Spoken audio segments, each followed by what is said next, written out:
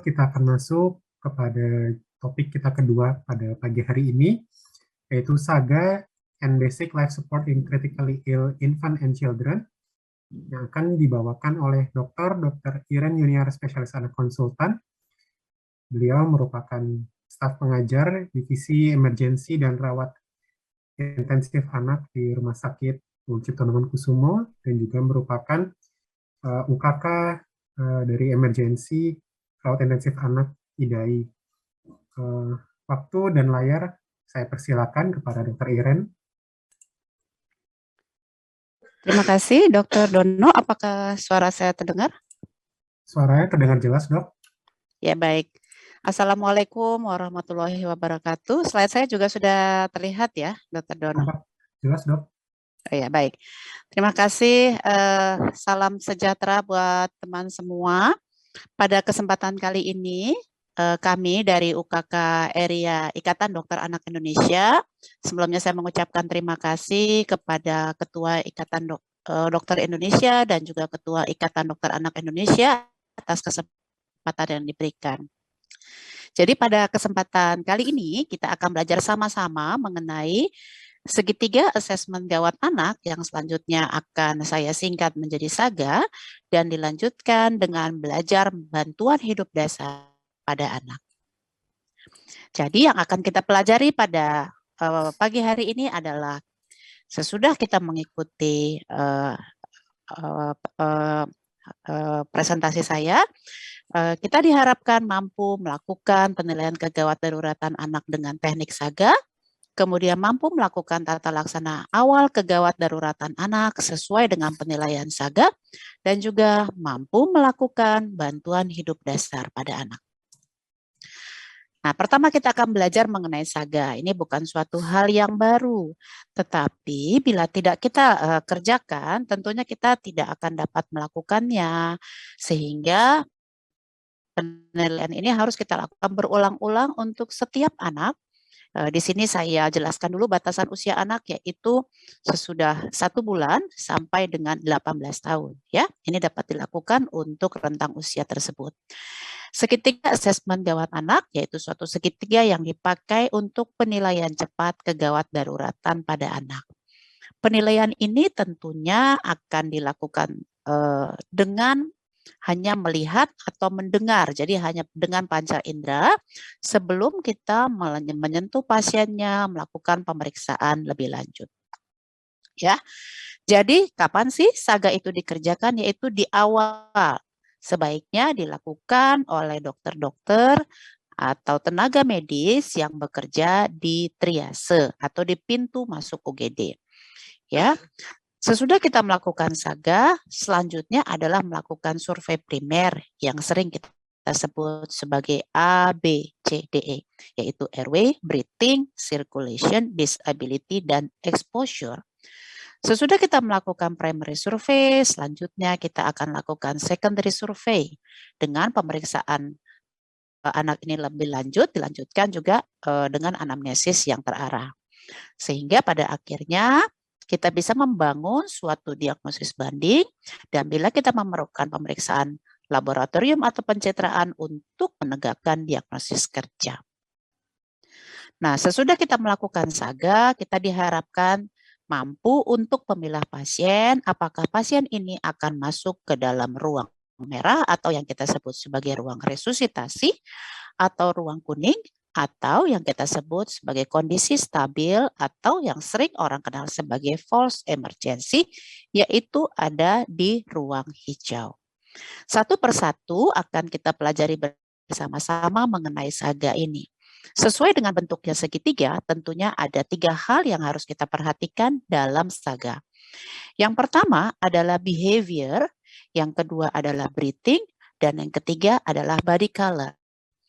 Tentunya hal ini untuk mempermudah kita menjadi singkatan 3B untuk membedakan dengan airway, breathing, circulation yang akan kita lakukan pada primary survey. Untuk behavior, ada 5 hal yang harus kita nilai. Untuk breathing, ada 4 hal yang harus kita nilai. Dan untuk body color, ada 3 hal yang harus kita nilai.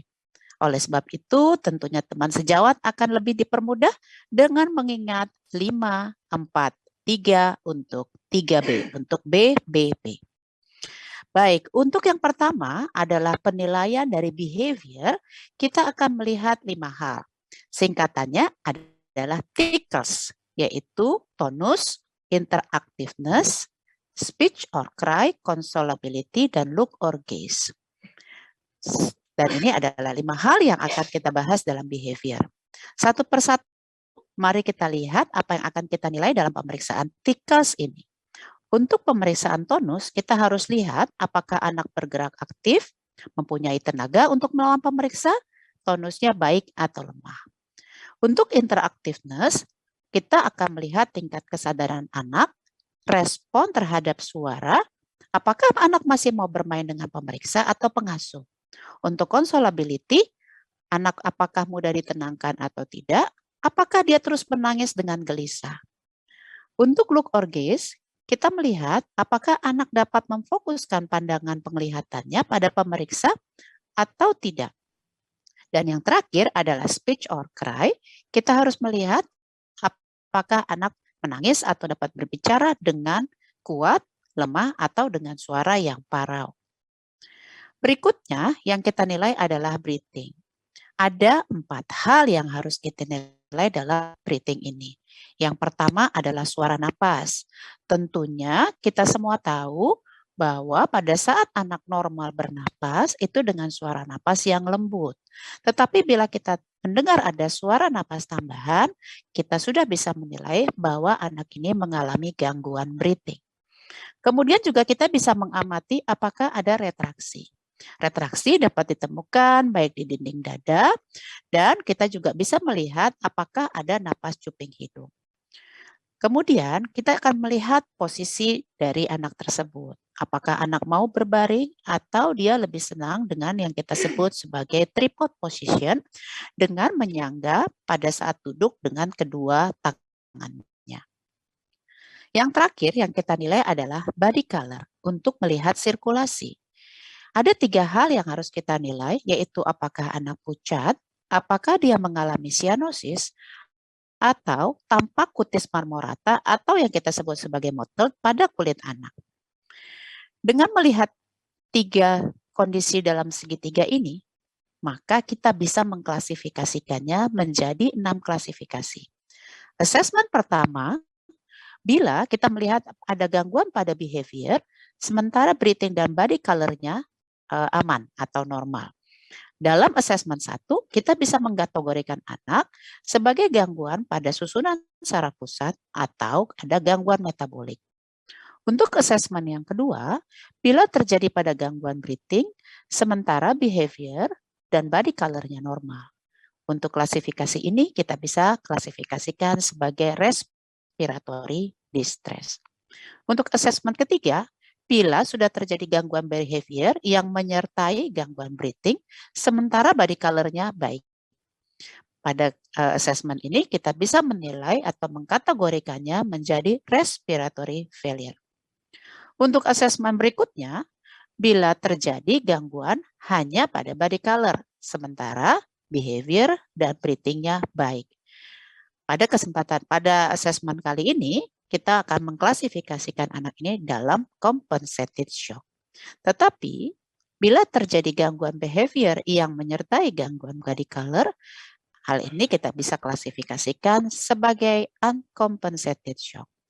Nah, untuk klasifikasi terakhir, bila terjadi gangguan pada ketiga sisi segitiga, tentu kita akan mengklasifikasikan anak ini sebagai cardiopulmonary failure. Sesudah kita bisa mengklasifikasikan 1 sampai dengan 6 mengenai ASAGA ini, kita harus dan mampu melakukan prioritas tata laksana. Tentunya pada kondisi stabil di mana pada behavior, body color, dan juga breathing tidak terjadi suatu gangguan, kita kategorikan stabil dan kita dapat melakukan terapi spesifik sesuai dengan etiologi penyakit. Tetapi pada gawat napas tentunya kita harus membutuhkan terapi yang cepat berupa posisi nyaman pada anak dan juga berikan terapi oksigen. Untuk selanjutnya kita juga dapat melakukan primary dan secondary survey, dan bila dibutuhkan akan melakukan pemeriksaan laboratorium atau pencitraan. Bila telah terjadi gagal napas, anak harus dipisahkan dari orang tuanya dan kita melakukan pembukaan jalan napas, pemberian terapi oksigen dan bila diperlukan dengan ventilasi tekanan positif, dan untuk selanjutnya dilanjutkan dengan primary dan secondary survey. Bila anak mengalami renjatan, baik itu compensated atau uncompensated, tentunya kita juga harus melakukan pemberian oksigen, pemasangan akses vaskuler, pemberian terapi cairan, dan dilanjutkan dengan pemeriksaan laboratorium atau radiologi bila dibutuhkan oleh pasien. Bila anak mengalami gangguan pada SSP atau susunan saraf pusat atau metabolik, dapat diberikan oksigen sesuai kebutuhan, dan kita memeriksa kondisi metabolik lain seperti gula darah atau kemungkinan etiologi yang lainnya. Nah, bila kita menemukan kondisi cardiopulmonary failure, kita harus melihat apakah anak ini memerlukan bantuan hidup dasar. Untuk bantuan hidup dasar, yang diperlukan pertama adalah pengenalan awal. Anak-anak seperti apa yang memerlukan bantuan hidup dasar. Yang kedua, kita sebagai medis harus mampu melakukan resusitasi berkualitas tinggi atau yang dikenal sebagai high quality CPR. Dan yang terakhir adalah manajemen pasca resusitasi. Untuk pada saat ini, kita akan bahas mengenai pengenalan awal dan resusitasi yang berkualitas. Jadi bantuan hidup dasar tentunya dilakukan sebelum kita melakukan bantuan hidup lanjut, di mana bantuan hidup lanjut itu terdiri dari 4 hal. Yang pertama adalah manajemen jalan napas, yang kedua pemberian obat emergensi, yang ketiga pemasangan akses vaskuler, dan yang keempat adalah mengatasi aritmia dengan defibrilasi bila diperlukan. Dan jangan lupa kita harus mencari etiologi mengapa anak ini memerlukan bantuan hidup dasar dan lanjut. Nah, ini adalah yang disebut sebagai pediatric chain survival, yaitu rantai kehidupan untuk penyelamatan bayi dan anak. Kita tahu ada resusitasi itu dibagi jika dia berada in hospital atau IHCA dan out hospital atau OHCA. Perbedaannya terdapat pada pengenalan awal, sementara pada OHCA kita harus melakukan tindakan pencegahan untuk yang dapat membuat pasien atau korban menderita lebih lanjut. Sesudah itu akan dilakukan dengan pemanggilan bantuan, melakukan high quality CPR, melakukan resusitasi lanjut, kemudian melakukan tata laksana post cardiac arrest, dan recovery. Ini adalah beberapa hal yang perlu kita perhatikan dalam melakukan resusitasi. Yang pertama adalah push hard dan push fast. Push hard itu adalah menekan dinding dada lebih dari atau sama dengan sepertiga diameter anteroposterior dada. Sementara push fast adalah melakukan pijat jantung sebanyak 100 sampai 120 kali secara berirama. Yang kedua adalah recoil sempurna. Yang ketiga, interupsi minimal pada jeda antar kompresi dada. Artinya, kompresi dada yang satu dengan kompresi dada yang kedua, jaraknya tidak boleh lebih dari 10 detik. Berikutnya adalah pergantian orang yang melakukan kompresi dada tiap 2 menit atau kurang jika penolong kelelahan. Dan bila belum terpasang alat bantu napas, rasio kompresi dan ventilasi diberikan sebanyak 15 kompresi diikuti dengan 2 ventilasi. Tetapi bila telah terpasang alat bantu pernapasan, kompresi dilakukan terus-menerus dan diberikan ventilasi setiap 2-3 detik. Nah, ini adalah pedoman bantuan hidup dasar yang kami keluarkan dari UKK Area. Saya akan memperlihatkan perbedaan antara pedoman bantuan hidup dasar anak tahun 2015 dengan yang terbaru 2021. Yang pertama, permulaan bantuan hidup dasar harus dilakukan pada anak yang tidak sadar. Di sini masih sama, kita lihat kita harus melakukan penilaian kesadaran dengan teknik AVPU, yaitu alert, respond to verb, respond to voice, respond to pain, maaf, dan satu lagi unresponsive. Yang kedua, kita lakukan pendekatan dengan hati. Apakah itu? Yang pertama, hubungi bantuan. A, amankan diri dan lingkungan. T, tidak membahayakan pasien. Dan mulai melakukan I, yaitu investigasi ABC. Hal ini sama dengan yang di pedoman tahun 2020, yaitu memanggil bantuan dan segera kembali kepada pasien untuk melakukan bantuan hidup dasar.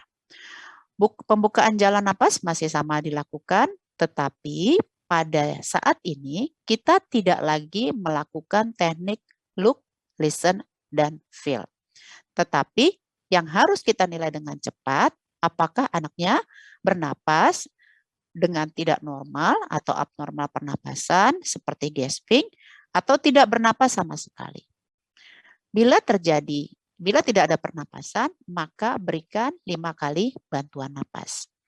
Sebagai yang harus diperhatikan pada pedoman bantuan hidup dasar di 2020, bantuan napas ini sebaiknya diberikan oleh 2 penolong. Terutama dikonsentrasikan pada pasien-pasien yang kita curigai terinfeksi COVID-19. Sesudah itu, di pedoman yang lama, kita lakukan perabaan nadi, tetapi pedoman yang baru, perabaan nadi ini dapat digantikan dengan memeriksa apakah ada tanda kehidupan, yaitu seperti batuk, gerakan, dan pernapasan. Bila tidak ada, baik pedoman lama dan pedoman baru, kita langsung melakukan kompresi jantung luar sebanyak 15 kali diikuti dengan 2 bantuan napas, dan kemudian kita lakukan pemasangan monitor untuk selanjutnya dilakukan bantuan hidup lanjut. Oleh sebab itu, UKK Area Ikatan Dokter Anak Indonesia pada tahun 2021 mengeluarkan pedoman yang terbaru seperti yang terlihat pada layar. Pertama, kita harus menilai apakah anak sadar atau tidak, kemudian melakukan pendekatan hati, kemudian membuka jalan napas, dan menilai apakah anak bernapas atau tidak bernapas. Yang berikutnya, bila anak bernapas tidak adekuat atau tidak bernapas sekali, kita akan memberikan 5 bantuan napas dengan cara memegang sungkup seperti yang terlihat pada slide. Oleh sebab itu, pemberian bantuan napas sebaiknya dikerjakan oleh 2 penolong. Sesudah itu kita akan melihat apakah terdapat tanda kehidupan, dan bila tidak ada, kita akan melakukan resusitasi jantung paru dengan kompresi banding ventilasi sebanyak 15:2, dilanjutkan dengan pemasangan monitor atau AED. Untuk pendekatan dengan hati, seperti itu sudah disebutkan di atas, yang pertama kita hubungi bantuan, tentunya sesuai dengan lokasi atau rumah sakit tempat dokter bekerja. Sehingga penting sekali untuk kita untuk mengetahui nomor emergensi yang akan dihubungi bila sewaktu-waktu pasien kita memerlukan bantuan hidup dasar. Yang kedua adalah amankan kondisi, baik untuk pasien dan penolongnya, dan tidak membahayakan pasien lebih lanjut, serta memulai investigasi ABC. Untuk pembukaan jalan napas, pada pasien-pasien anak harus diperhatikan. Kita harus menempatkan pasien pada posisi netral. Bila kita menempatkan pasien dengan hiperekstensi atau malah dagunya menempel kepada dadanya, tentunya tidak ada terjadi atau tidak menyebabkan pembukaan jalan napas, dan ini akan membahayakan pasien. Pembukaan jalan napas bisa dilakukan dengan teknik head tilt dan chin lift, juga dilakukan dengan teknik jaw thrust maneuver bila kita curigai ada cedera pada cervical. Kemudian seperti tadi sudah disebutkan, kita akan memberikan 5 kali bantuan napas dengan 1 kali bantuan napas sebesar atau selama 2-3 detik. Sesudah itu, untuk pedoman yang lama, kita masih bisa memeriksa cek sirkulasi atau tanda kehidupan. Tanda kehidupan seperti yang tadi sudah saya sebutkan, apakah anaknya ada pernapasan, ada pergerakan, atau ada batuk. Sementara untuk sirkulasi yang harus diingat, untuk bayi kita akan melakukan pemeriksaan di arteri brachialis atau femoralis, sementara untuk anak yang lebih besar dapat kita lakukan di arteri karotis. Kemudian bila tidak ada tanda kehidupan atau pada saat perabaan tidak didapatkan denyut jantung atau kurang dari 60 kali dalam 1 menit, kita akan melakukan resusitasi jantung paru, di mana untuk anak 1-12 tahun kita bisa melakukan dengan 2 tangan seperti ini, tergantung besar anak dibandingkan dengan besar penolong. Untuk yang di bawah 1 tahun dapat dilakukan dengan teknik 2 jari, dengan 1 tangan melakukan jalan napas agar tetap terbuka dengan baik. Dengan rasio kompresi berbanding ventilasi, yaitu 15 kali kompresi dibanding dengan 2 ventilasi. Izinkan saya untuk mempresentasikan video yang dibuat oleh UKK Eria Ikatan Dokter Anak Indonesia mengenai bantuan hidup dasar.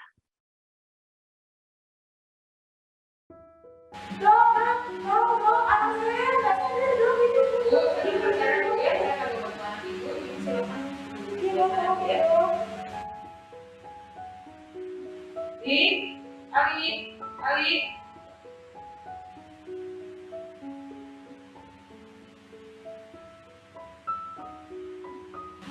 Setelah kami bisa diventilasi, kemudian Dr. Irwan nanti bantu untuk mengasih luar.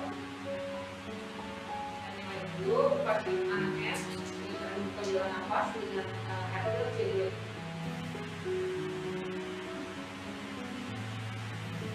1, lepas, 2, lepas, 3, lepas, 4, lepas, 5, lepas. Mulai dulu. Tidak ada nafas, tidak ada gerak, tidak ada lutut. Kompresi 15 kali dan ventilasi 2 kali.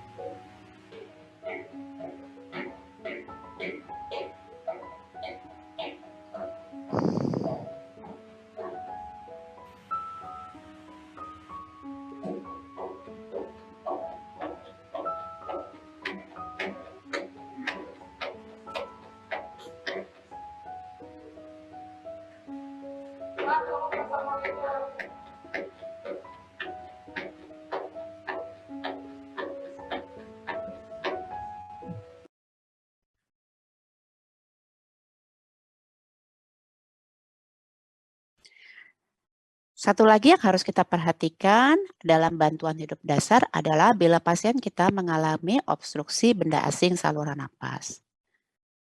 Tentunya kita harus lakukan pertama pendekatan dengan hati seperti pada bantuan hidup dasar. Yang kedua, apakah kita mencurigai ada obstruksi benda asing atau saluran napas? Dan kita harus membedakan pasien yang mengalami batuk efektif.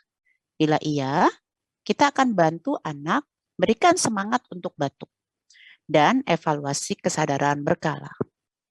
Bila batuk tidak efektif, kita harus segera panggil kembali bantuan untuk menolong kita, dan kita harus membedakan apakah anak sadar atau tidak.